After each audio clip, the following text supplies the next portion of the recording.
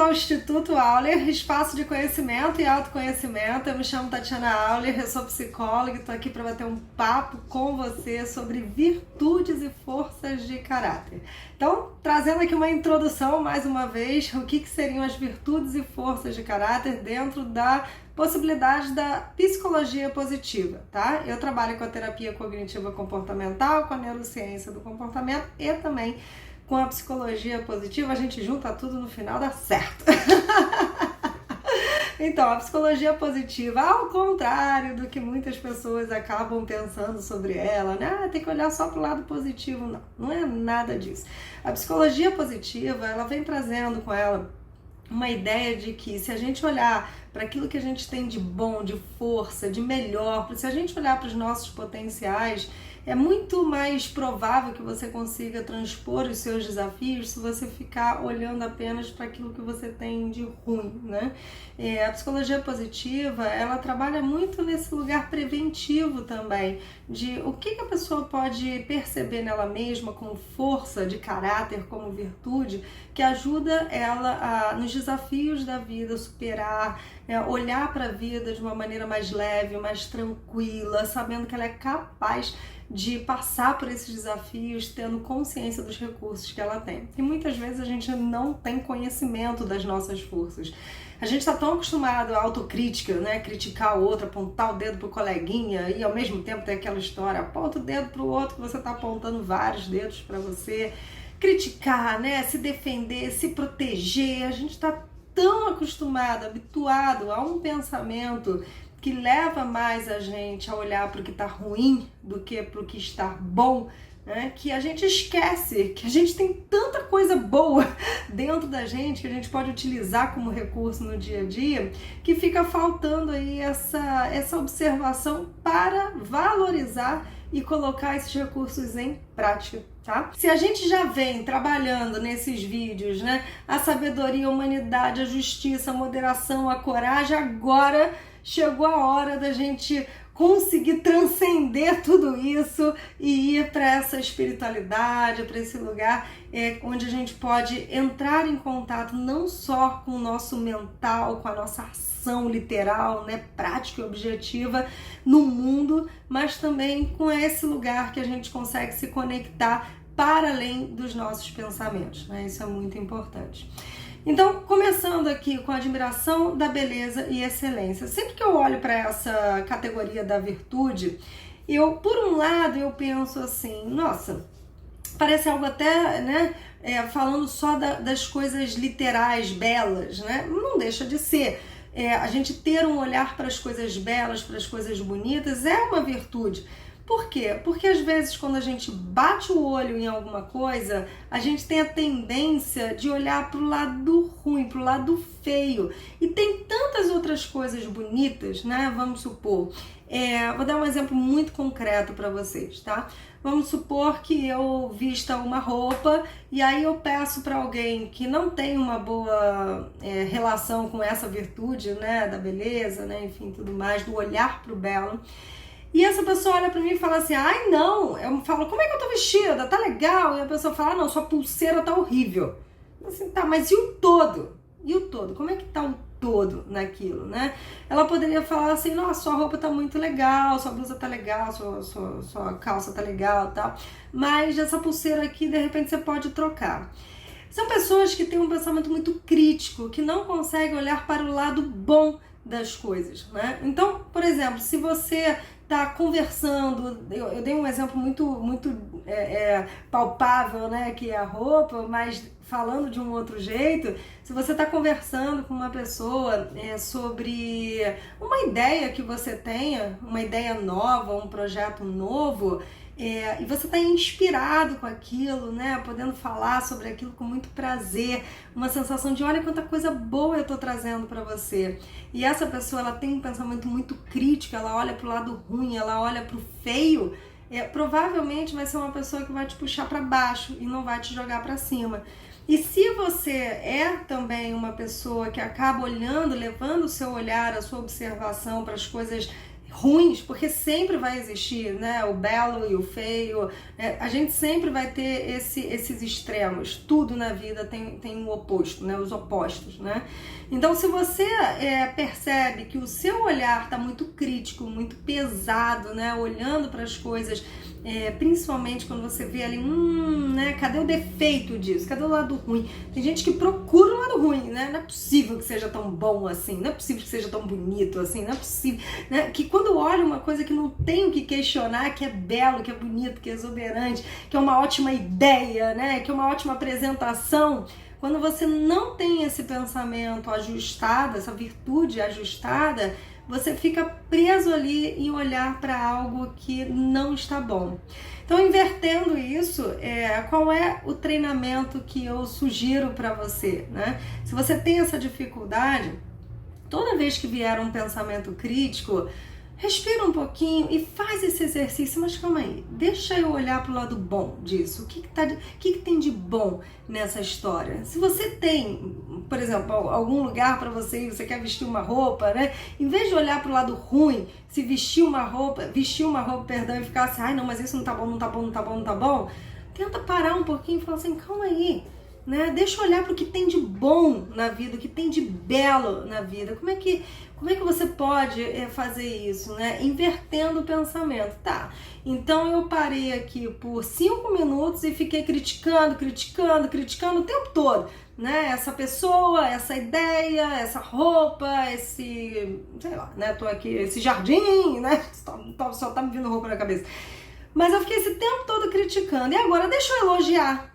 Né? Deixa eu tentar elogiar. Em vez de ficar só criticando, deixa eu tentar elogiar, deixa eu tentar mudar esse pensamento, ir para o oposto. E assim você vai conseguir entrar mais em contato com essa virtude que é poder olhar para o belo, né? Exercitar esse novo olhar dentro de você. Olha, a vida fica tão colorida, fica tão mais harmoniosa, né? Em vez de você olhar para o espinho da flor, olha para a flor. Se rende ao elogio, sabe? Tem gente que fica numa defesa, não consegue elogiar, não elogia o outro, não diz tá bom, tá lindo, tá ótimo.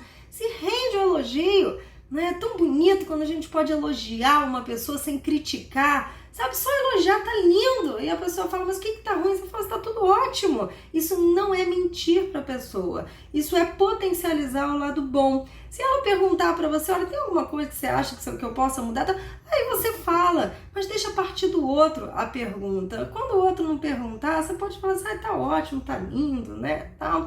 É tão gostoso, imagina você receber um elogio sem uma crítica junto. Por que a gente tem essa mania, né? De elogiar junto com uma crítica? Precisa, nem sempre precisa ser assim, tá? Eu acho que as críticas, elas são boas, tem sim crítica construtiva, mas crítica construtiva vem junto com uma fala empática. Crítica sem empatia não é construtiva, tá? É um ataque, isso é muito importante da gente prestar atenção. Se eu vou criticar o outro, que eu critique com empatia, aí eu vou argumentar de uma maneira diferente e o outro vai se sentir bem. Se eu criticar de uma maneira ruim, agressiva, né, não tendo empatia, o outro vai se sentir mal. E aí não necessariamente o outro tem problema em ouvir uma crítica. O outro pode até ouvir uma crítica, mas não desse jeito, não dessa maneira, tá? Então isso é algo que é importante a gente prestar atenção. Vamos para a segunda, tá? Gratidão, né? Gratidão, como ser grato, como agradecer tudo que a gente tem. Às vezes a gente tem uma ideia assim, então eu vou agradecer, tá, tudo bem, eu vou agradecer, mas eu vou... Olha um bichinho querendo aparecer aqui na minha tela.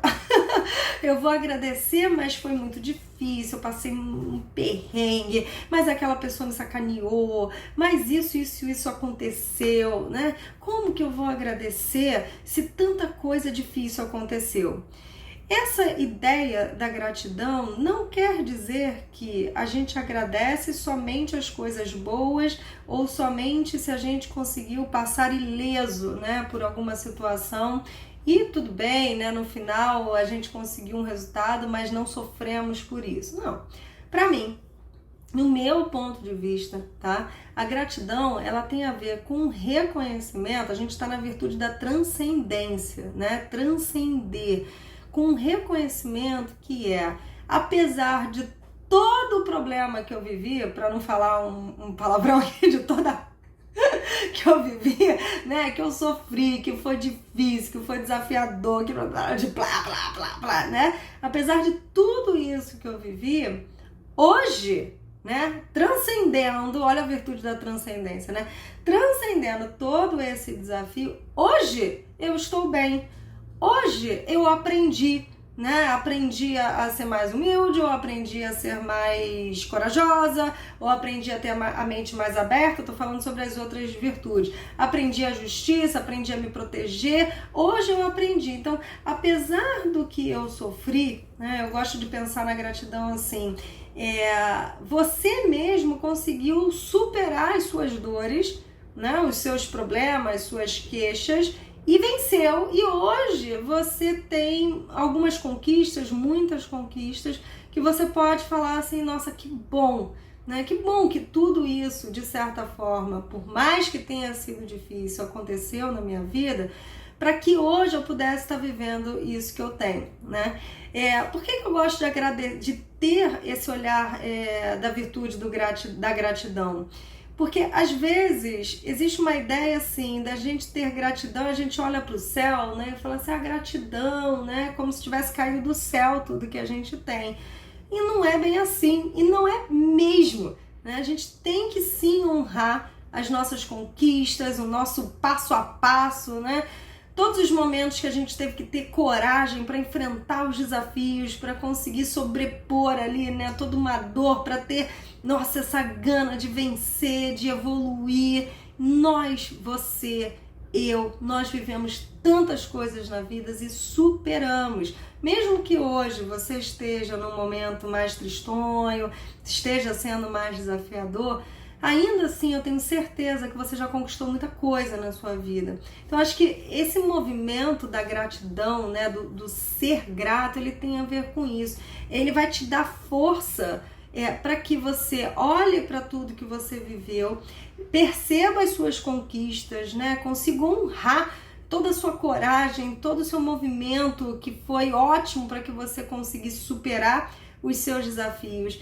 Que você tenha essa gratidão por esse reconhecimento, por reconhecer que, por mais que tenha dado uma problemaço, né, daqueles, eu venci e eu agradeço, gratidão e vambora! E aí sim você ativa aquela virtude que eu estava falando no início, que é a virtude da coragem, né, para você conseguir, nossa, eu agradeço, que bom, e transpor esses desafios que você tem hoje. Porque esses desafios que você tem hoje, que agora você está ali, né, na parte difícil do enfrentamento, provavelmente depois que essa onda passar, você vai agradecer. Você vai falar assim, poxa, bom, que bom que eu pude passar por aquilo, porque eu aprendi um monte de coisas, né?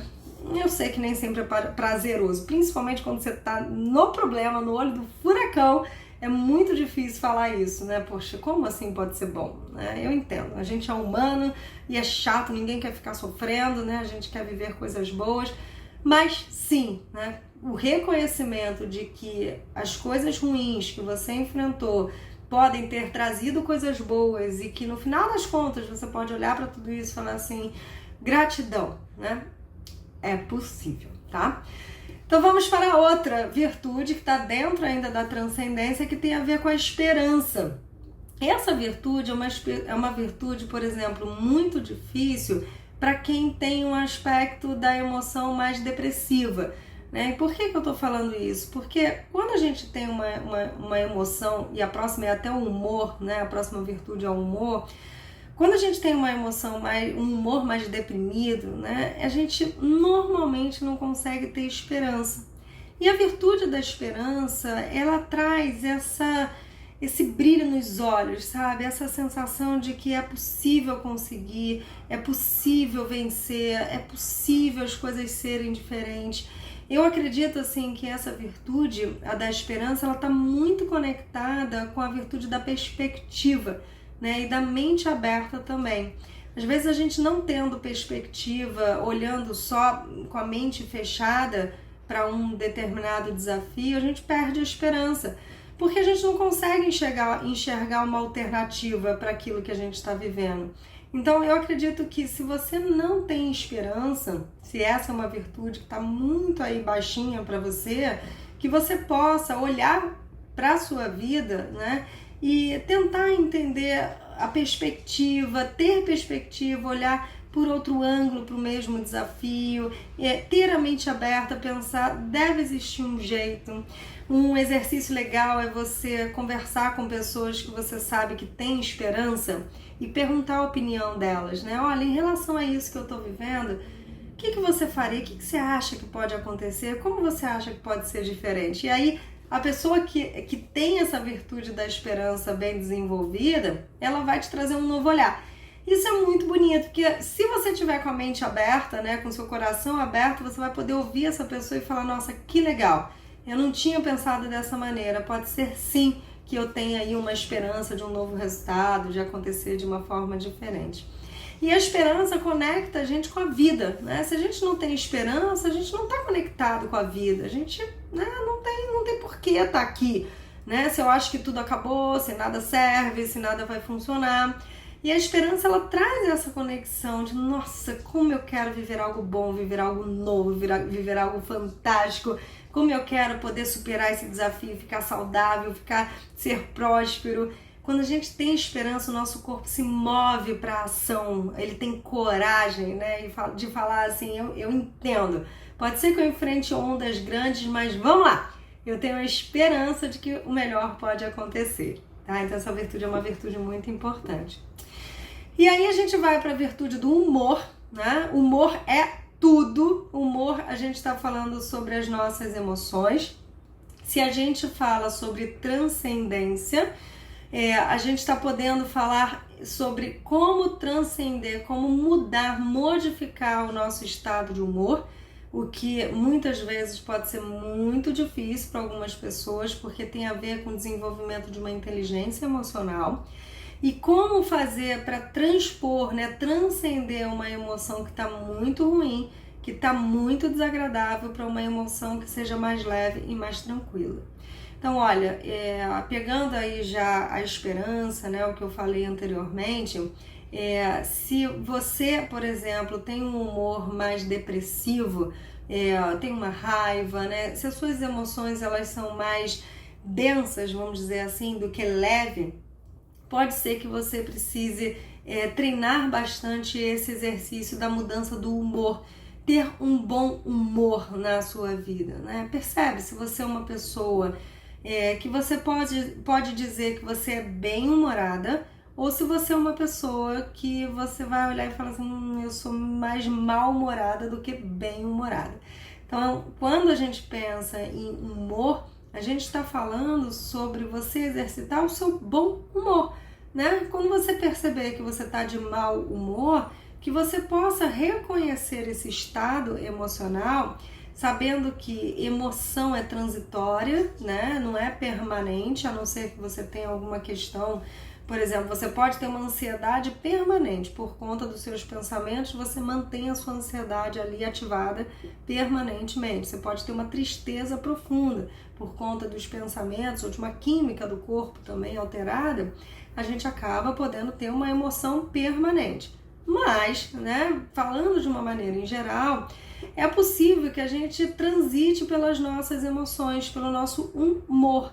Então, se você prestar atenção aí em você mesmo, né, e perceber que você está com uma qualidade de humor ruinzinha, vamos dizer assim, meio, né, não tá legal, que você possa transpor, que você possa fazer esse movimento de, poxa, eu tenho a consciência de que eu não tô com bom humor. E aí, se eu não tiver de bom humor, eu vou estragar, né, o passeio das pessoas, vou estragar, né, o humor de outras pessoas, não vai ser legal, né? Quem sabe se eu exercitar agora um novo humor, né, transpor esse humor ruim e exercitar e forçar, dar uma forçadinha assim, dar uma respirada e modificar o seu estado de humor, você não pode ter ali nas suas experiências mais agradáveis, né, e não tão desagradáveis, porque o mau humor ele gera experiências desagradáveis pra gente, tá? Vamos para a espiritualidade. Lembrando que espiritualidade não é espiritismo e nem tem a ver com religião, tá? Espiritualidade é uma conexão sua com você mesmo. Não tem dogmatismo, não tem que seguir nenhuma regra, né? Não tem que seguir nem ninguém, né? A espiritualidade, algumas pessoas se conectam com algo externo, porque isso também não faz mal nenhum, enfim, com alguém, um mentor, para conseguir exercitar esse lugar da espiritualidade e tá tudo bem, mas espiritualidade não é uma religião, tá? Justamente pela diferença de não ter um dogma, né? Não ter nenhum dogmatismo, tá bom? Então, o que seria a espiritualidade? A gente está muito acostumada a se conectar mais com o externo do que com o interno. E tem uma fala que é comum, uma frase que é comum na internet, que é assim: todas as respostas estão dentro de você. Aí a pessoa que não tem espiritualidade, né, desenvolvida, ela fala assim: ah, entendi, né? Como é que eu faço para apertar um botão e saber a resposta, tocar a resposta? A resposta é tudo, né? A gente fica com essa dificuldade. Por quê? Porque quando você não tem ainda o exercício da espiritualidade, você fica mais conectado com esse pensamento racional, né? Que é aquele pensamento que fala sem conexão. É um pensamento mais raso, né? Que não aprofunda, do que com um pensamento consciente, um pensamento intuitivo, um pensamento onde você transcende toda essa racionalidade que muitas vezes é tóxica, né? O nosso pensamento acaba sendo tóxico, e encontra essas respostas num lugar que é da sua consciência maior, né? Então, a espiritualidade, por exemplo, meditar, né? Você poder fazer silêncio, olha que legal. Fique em silêncio. Como é ficar em silêncio para você, né? Tem as meditações guiadas, mas tem aquelas meditações que a gente fica em silêncio. Então, se a gente, ficar em silêncio, a gente começa a prestar atenção nos nossos pensamentos. Tem gente que não lida bem com isso, né? Não consegue ficar no silêncio porque não quer prestar atenção nos próprios pensamentos. O que, por um lado, é muito ruim, né? Porque se você não presta atenção nos próprios pensamentos, você não se organiza, você não se escuta, você perde aí uma oportunidade muito grande de entender muitas coisas que você vive na sua vida, por que você faz, por que você não faz, né? De ter essa conexão com você mesmo para te ajudar a conseguir vencer, né, esse blá blá blá que a mente fica, e silenciar para entrar em contato com o pensamento consciente. O pensamento consciente é muito importante, é nele que a gente encontra a resposta, essas tais respostas, né, que falam pra gente: né, você encontra a resposta dentro de você. Como, meu Deus, como? Silencia, fica em silêncio, vai para o meio de uma natureza, sabe? Experimenta se colocar num lugar assim onde você não precisa ficar conectado com nada. Aliás, ninguém precisa, né? Mas onde você tem a oportunidade, vamos dizer assim, de desligar tudo, vou falar de uma maneira diferente, e se conectar apenas com você mesmo, sabe? Sai um dia sem celular de casa, vai numa praia, vai em algum lugar que você pare e fique com você mesmo, tá? Aí você vai poder tentar exercitar esse lugar da mente consciente, que é se conectar com um pensamento mais consciente, para que você não fique ouvindo só os seus medos, né, na vida, e que você ouça um pouco mais as suas coragens, as suas forças, os seus potenciais, tá? Bom, eu espero que você tenha gostado dessa série. Foi uma série enorme, né? Foram 6 vídeos gravados falando sobre virtudes e forças de caráter. São 24 virtudes e forças de caráter. Se você só assistiu esse vídeo agora, essa aula, você pode voltar e assistir a primeira. Não tem ordem, pode assistir qualquer uma, mas eu tive que gravar da parte 1 à parte 6 para ficar certinho aí para você. E se você tiver algum comentário a fazer, você pode escrever aqui nos comentários. Você pode seguir o canal também, que é importante para que eu possa, sempre que eu colocar um vídeo novo, eu possa contar com vocês, né, assistindo e comentando, e a gente vai fazer uma boa troca, tá bom? Então, eu vou ficando por aqui. Se você gostou do vídeo, curte, tá? Eu vou ficando por aqui, quero ler os comentários que vocês fizeram e até a próxima. A gente acabou essa série da Virtudes e Forças de Caráter, vamos ver o que vem por aí. Um beijo!